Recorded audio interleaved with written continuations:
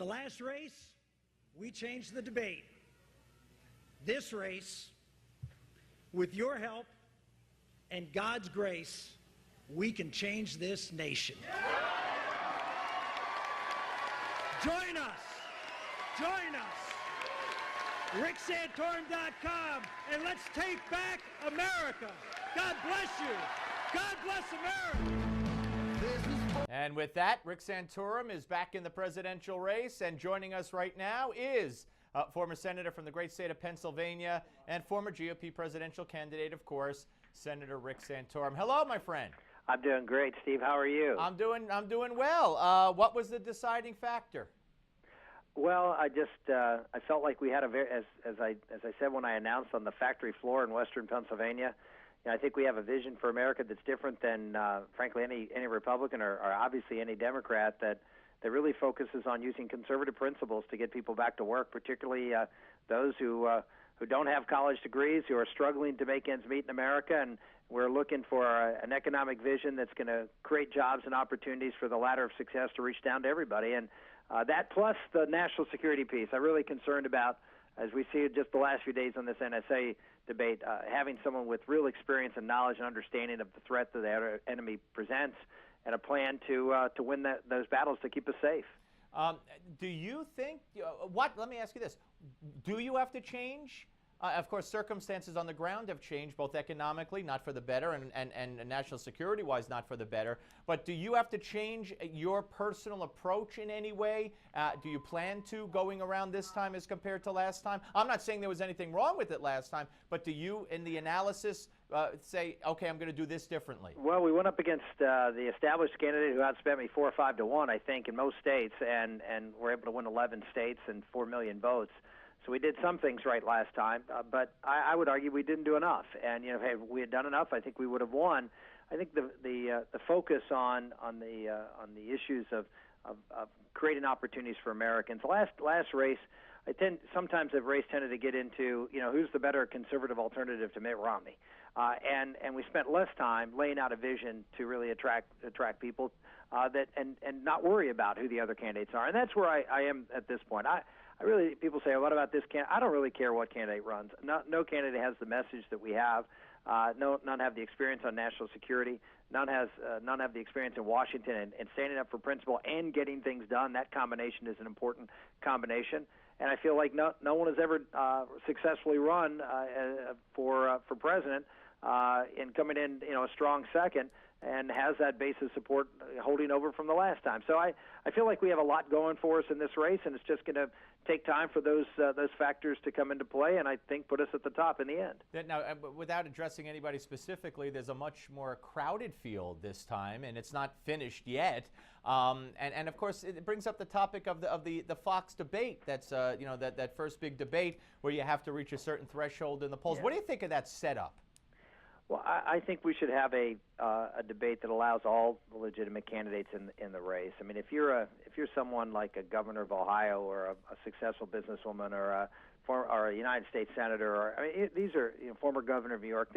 These are not candidates who are just saying, "Oh, I'm running for president," and have no base of support, have no record of accomplishment, and that qualifies them to be president. I think it's pretty obvious, where you can draw a line of folks who have credible chances of winning, who have credible careers that would recommend them to the presidency. And I've encouraged from the very first day that, in the interest really of the American public, to see all of these terrific men and women who are interested in running, I think it would behoove Fox to make it available to as many as possible. Now, just one question following up that. You said legitimate, and you said you could tell if someone's serious. I mean, how would you do that? I mean, if they got and how many? Where would you draw the line? What if between now and then more senators announced, more governors announced? Would you have 15, 16 people up on that stage? I think there are ways to get around having that many people on the stage. I think that would be unwieldy. But I suggested a few weeks ago that they could divide it up into 2 groups, have it on back-to-back that night or back-to-back nights, and put 8 randomly in one and 8 randomly in the pull other. Pull the names out of a hat, right? Yeah, I mean, there's no reason to. I don't understand as the first debate. It's not like it's the 8th debate. Right. I mean, it's the first debate. I mean, why are we limiting people? And in a sense, you might even be causing you're injecting the media into the decision-making process much more than it needs to be, and I think that's the problem here. Yeah, no, I couldn't agree with you more, actually, and I think it's kind of just silly, especially it's Fox. You would think if the criticism of them from the left is true, they would want to put them all. You want to do a debate every day, right? I would think that it would not be bad television to have 2 nights as opposed to 1, and have fewer people on stage at a time as opposed to more, and get a chance to see the variety of talent that. I mean, that's the great thing about this race.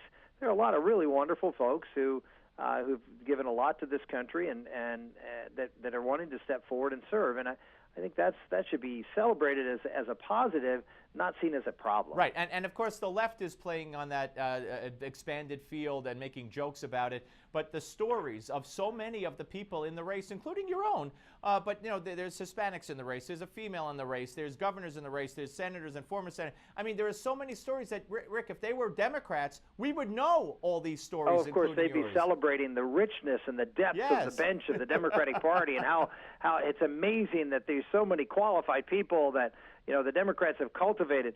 The fact of the matter is that most of the leaders across this country at the state level and who have taken the ball on the federal level are Republicans, and there's a very, very thin bench on the Democratic side, and you're seeing that played out with a lot of dissatisfaction of what looks like to be the potential nominee. We're coming back. We're going to talk about a few issues, but first I heard it at the beginning when you announced it's ricksantorum.com, correct? That's correct. Please go there, and if you can help us out, I'd appreciate it. We had literally hundreds of people, actually over 100 volunteers from Iowa alone sign up. That is great. All right, we're coming back. We'll talk about it again. Don't go away. Thank you.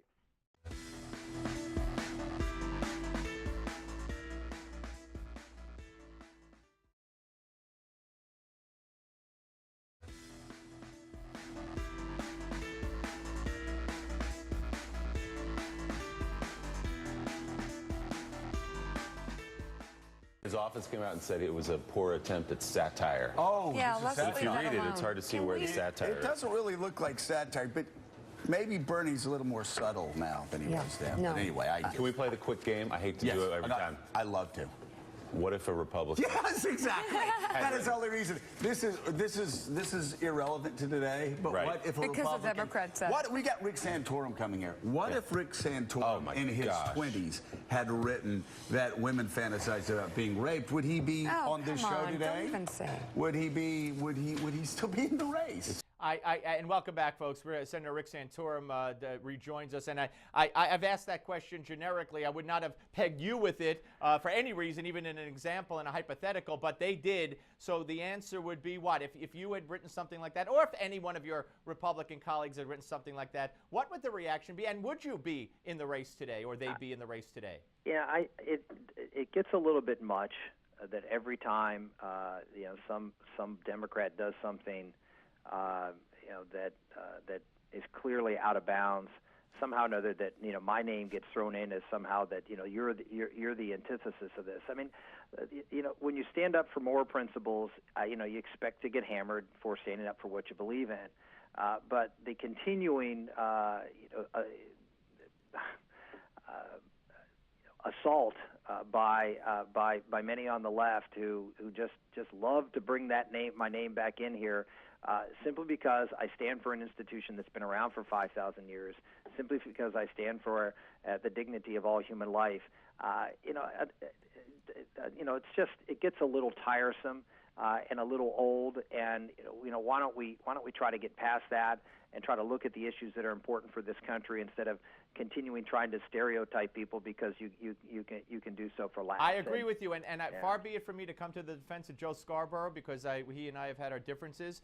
But I think it was subconscious. I don't think he was purposely bringing you up. I think he was just trying to follow up on a point, and for whatever reason, probably for the reasons you state, but not consciously, he said you when he could have said any one of the candidates. Yeah. So let me phrase it that way. If any one of the Republican candidates on Friday, if it had been been revealed on Friday that they wrote that while they're having sex with their husbands or boyfriends, women dream of being gang raped by 3 men, would they be in the race today?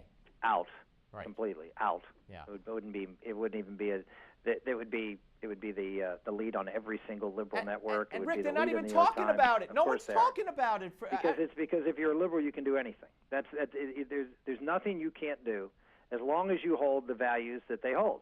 And you're pretty much given a carte blanche to do whatever, unless you're breaking the law. If you break the law, then of course they have to begrudgingly say, oh, it's too bad. It's a shame that this person did something wrong. But it's a complete double standard. But that's the way it's been for a long time, unfortunately. All right. Now I know you don't want to. We didn't want. I'm not going to measure you up to any other candidate on the Republican side, except so I'm going to ask you about the Patriot Act and the fact that it's lapsed, and the fact that Rand Paul, to me, he's lost me. Rand Paul blamed fellow Republicans for the advancement and creation of ISIS, and then he said today, and I think he's tried to walk this back, or he said yesterday, that there are some people in Washington who would love to see a terrorist attack so they could blame him. I mean, that's a little delusion of grandeur, don't you think? Yeah, it's not about any individual. It really is what's in the best interest of our country to keep us safe and to protect our liberties. I don't criticize Rand Paul for standing up for individual liberties and civil liberties. I think it's an important argument to have. But we also have to understand that you have a responsibility to protect the country and to allow key provisions of the Patriot Act, which actually have saved lives and have stopped terrorist attacks, to lapse. And these are ones that he doesn't, to my knowledge, even disagree with. To allow those to lapse because of a fight that he knows eventually, under the Senate rules and given where the votes are, he's going to lose. I think that deeply concerns me that he would make that type of judgment, and I think that's something that people have to look at in analyzing, a candidate for president. Whether that kind of judgment is the kind of judgment that you want in the Oval Office. All right, answer this to me. I know you got to go, and I'm going to let you go in a second here. Again, it's ricksantorum.com if you want to help Rick's campaign. And I know your daughter is doing well, which is she's doing great. God Thank bless. you. I mean, 7 years old as of a few weeks ago, and going strong. Is unbelievable. We're blessed. You are We're blessed, and to your credit, you've been you. there. You and your wife and your family have been there the whole way, and I don't have to tell you that. But how on earth? I know she's a Democrat. I know she's a Clinton. It's a rhetorical question because of that. How on earth is Hillary getting away, and Bill, for that matter, with everything that day after day after day comes out? It goes back to the Bernie Sanders question. It's just there is complete tolerance for all sorts of activities as long as you toe the line, and it doesn't seem to make any sense. But that's the way we are. That's why I've said from the very beginning. People who say that, well, you might be too conservative to get elected. Whoever is the nominee of the Republican Party is going to be the most conservative person who has ever tried to be nominated in the history of the Republican Party. Why? Because every election, that's what they say about the nominee. And if you can say it about John McCain and you can say it about Mitt Romney, then it really just goes to show you might as well nominate someone who's going to go up against Hillary Clinton and be able to stand there and say, look, you can't assail me on honesty and integrity. I didn't flip-flop. I'm not someone that you don't trust. I think trust is going to be the biggest issue in this campaign. I really do. I think you've seen Barack Obama break trust with the American people, and in Congress can't get anything done because nobody trusts him. I think Hillary Clinton has the same issue. And I think putting someone up there who has legitimate, claims to honesty and integrity and trust is one of the most important things we can do. Absolutely. You're going to win Iowa. We got 10 seconds. I feel really good about it. We got a great response from the announcement. We were out there, and we expect to win. Thank you, my friend. We'll speak to you during the campaign, I hope, and it's ricksantorum.com, folks. Thank you. Thank you. All right, Rick Santorum, ladies and gentlemen. Up next, the Malzberg panel. Don't go away.